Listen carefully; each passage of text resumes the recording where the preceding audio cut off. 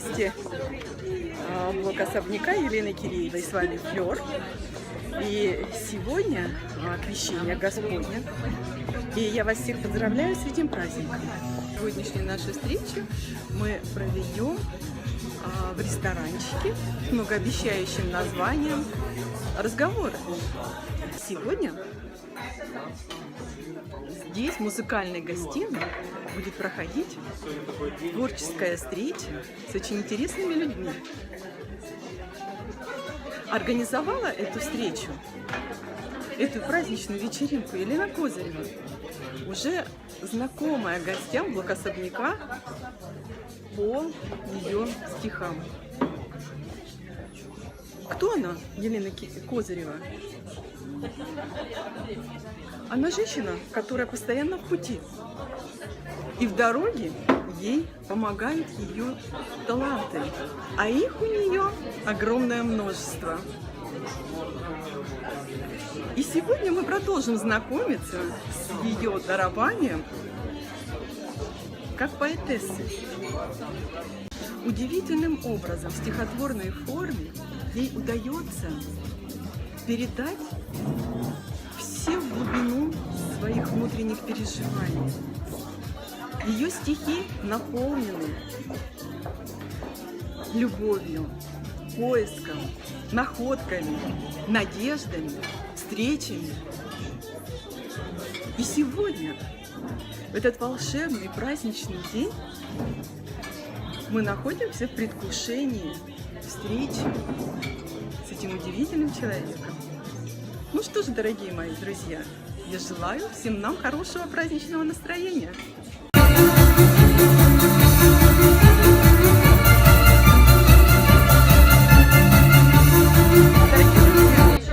Сегодня на нашей творческой встрече присутствует художник, очень известный художник в городе Краснодаре Наталья Самгина. Наташа, скажите, пожалуйста, как вы думаете, нужна ли вообще взрослому человеку сказка? И вообще вот большому городу? Конечно. Я хочу сказать всем, у кого есть дети, читайте детям сказки. В них заключена вся мудрость человечества. У кого нет детей, читайте сказки себе. И сочиняйте свои сказки. У каждого в жизни своя сказка. Страшная, добрая, печальная, веселая. Такую сказку сочините, так и будете жить.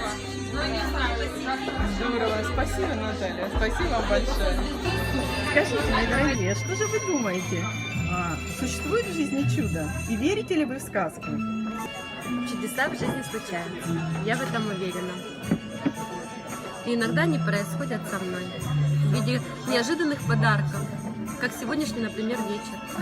Это здорово, Да. действительно так.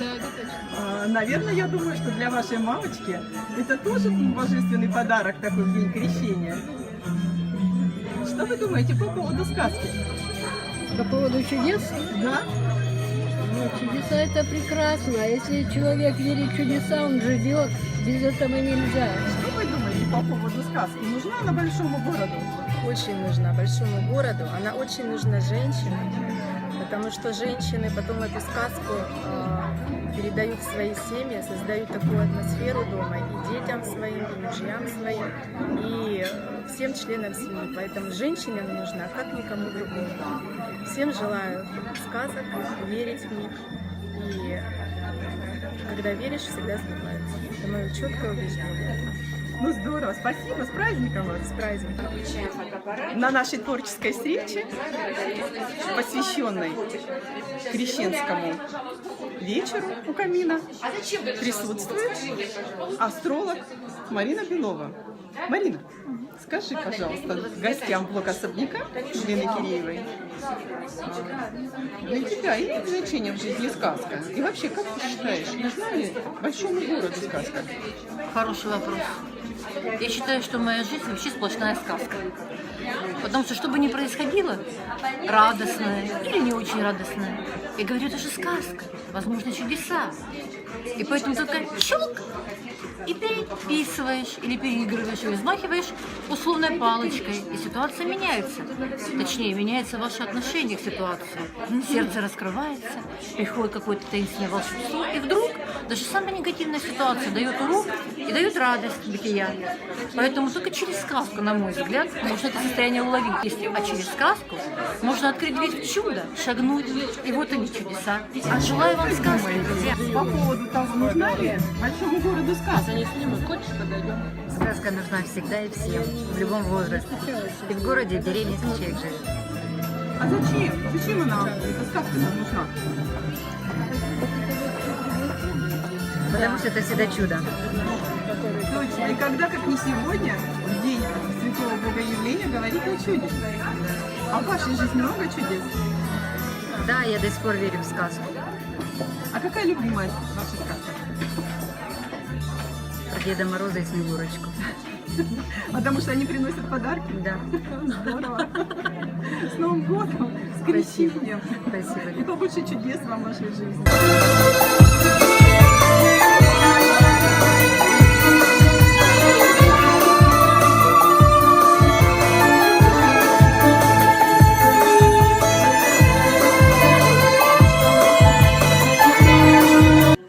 Дорогие друзья, а вот и сама Елена Козырева. Добрый вечер, Леночка. Добрый вечер, Лен. Очень рада встрече. И я очень рада. Благодарю тебя за сегодняшний вечер, в день Богоявления.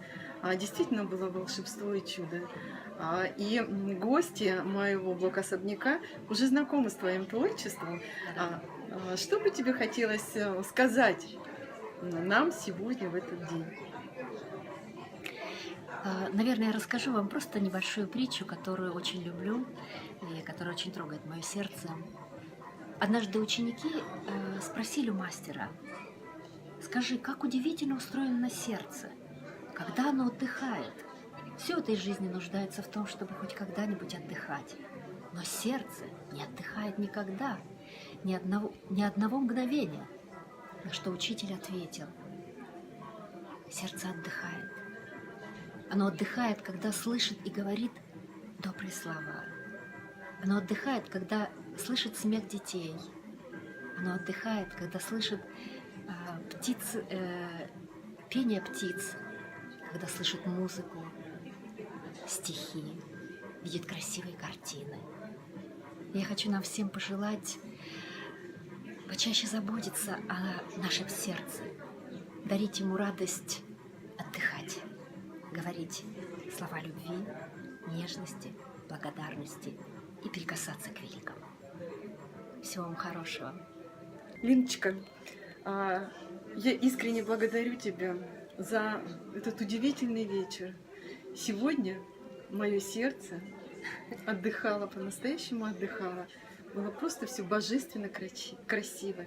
И желаю тебе новых творческих побед, полета, новых каких-то открытий. И самое главное, продолжения знакомства со своим удивительным, прекрасным, ну вот просто бескрайним твоим внутренним миром и явления народу твоих творческих проектов.